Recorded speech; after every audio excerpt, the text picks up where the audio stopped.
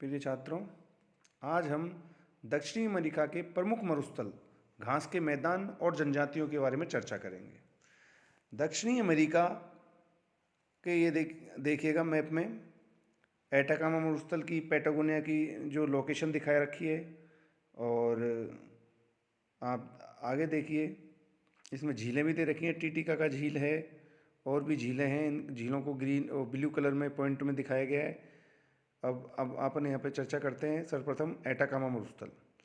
Atacama मरुस्थल अपन जो को पहली बात है कि मरुस्थल घास के मैदान और जनजातियाँ, 3 पॉइंटों के बारे में चर्चा करेंगे। तो सर्वप्रथम मरुस्थलों के बारे में बात करते हैं। तो एटाकामा मरुस्थल चिली और अर्जेंटीना की देश की सीमा पर स्थित है और जो कि एक उष्णकटिबंधीय तटीय मरुस्थल है। ठीक है, तो प्रशांत महासागर के तटीय भाग में यह फैला हुआ है और चिली और अर्जेंटीना की सीमा पर स्थित है। एटाकामा मरुस्थल विश्व का सबसे शुष्कतम मरुस्थल है। तो इसकी सबसे अच्छी विशेषता क्या है कि यह सबसे शुष्कतम मरुस्थल है, जिसमें स्थित एरिका नगर विश्व का सबसे शुष्कतम स्थान है। एरिका नगर क्या है? विश्व का सबसे शुष्कतम स्थान है। एरिका नगर को भूतों का टीला, सल्फर नाइट्रेट के कारण इसको भूतों का टीला भी कहा जाता है। अब देखिएगा, इस मरुस्थल में सल्फर और नाइट्रेट के भंडार पाए जाते हैं। ठीक है, इसलिए इसको भूतों का टीला कहते हैं।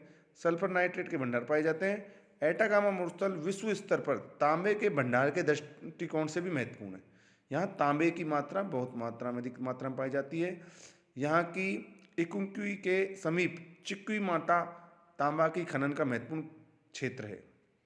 चिक्वीमाटा पूछ भी लेते हैं, चिक्वीमाटा किस खनिज के लिए प्रसिद्ध है या कौन से देश में स्थित है?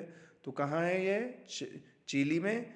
और एक किसकी खान है ये? तांबे की खान है। इसे विश्व की तांबे की राजधानी भी कहा जाता है। तो एटाकामा मरुस्थल में देखिए सल्फर नाइट्रेट और तांबा विशेष तौर पर मिलता है और तटीय मरुस्थल है, यह शुष्कतम मरुस्थल है। तो ये काफ़ी सारी चीज़ें इसमें देखने को मिली। अब आप देखिएगा पैटागोनिया मरुस्थल, जो दूसरा मरुस्थल है दक्षिण अमेरिका में, वो है पैटागोनिया मरुस्थल। यह मुख्यतः अर्जेंटीना में फैला हुआ है। और ये किस प्रकार का मरुस्थल है? शीत प्रकार का मरुस्थल है, शीत मरुस्थल है। अब आप देखिएगा घास के मैदान। घास के मैदान दक्षिण अमेरिका में बहुत सारे पाए जाते हैं। आप देखिएगा लानोस घास के मैदान, यह घास का मैदान वेनेजुला देश में स्थित है, जो एक उष्णकटिबंधीय घास का मैदान है। कैसा प्रकार का है? उष्णकटिबंधीय घास का मैदान है। ठीक है, इसके बाद में आता है सेल्वास घास के मैदान। सेल्वास घास के मैदान ब्राजील देश में विषुवत रेखा के समीप फैले हुए हैं। ब्राजील में घास के मैदान को सवाना भी कहा जाता है। ठीक है, तो सेल्वास घास के मैदान जो अमेजन की जो नदी है उसके के पास में पाया जाता है और यह क्षेत्र अत्यधिक मात्रा में रबड़ पाए जाने के लिए भी प्रसिद्ध है। इसके बाद आता है कंपास घास के मैदान।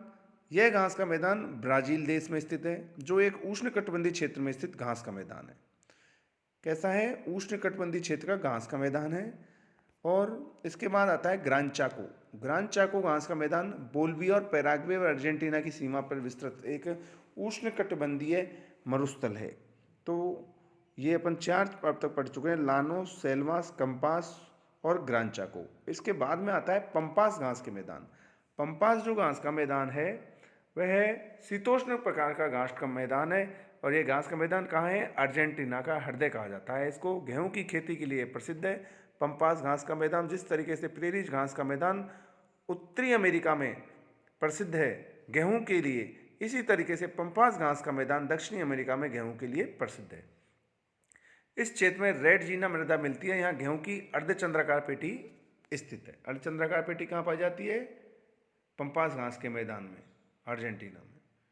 अब देखिएगा इन घासों के बारे में, आप इनको थोड़ा सा इसमें दर्शाया है बहुत अच्छी तरीके से। लानोस घास का मैदान ओरानिको नदी वेनेजुला में है, उसकी बेसिन में पाई जाती है। सेल्वास घास के मैदान अमेजन बेसिन में पाया जाता है। और ग्रान चाको, ये आपको मैंने बताया था कि देखिएगा ग्रान चाको, ये 4 देश हैं: Bolivia, Paraguay, Argentina. Bolivia, Paraguay व अर्जेंटीना 3 देशों के सीमाओं पर फैले हुए हैं। और पंपास घास का मैदान मुख्य रूप से अर्जेंटीना में ही फैला हुआ है। और ये ब्राज़ील के हाईलैंड्स दे रखे हैं इसमें।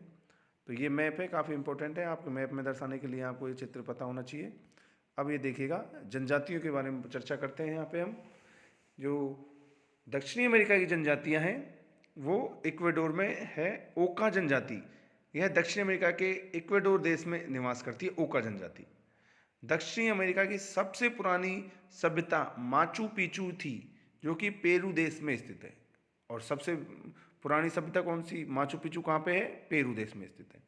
और ओका जनजाति इक्वेडोर में पाई जाती है। तो कुछ ये फैक्ट्स हैं जिनके द्वारा हम जो छोटे छोटे क्वेश्चन आते हैं उनको जवाब दे सकते हैं। घास के मैदान, और कोई बड़ा क्वेश्चन हो तो इनका मिला के हम इसका बड़े क्वेश्चन का भी आंसर दे सकते हैं। तो इसलिए अपन को ये लोकेशन आनी चाहिए। मैप में देखते रहिए, जब तक मैप नहीं देखोगे तो ये चीज़ें क्लियर नहीं होंगी।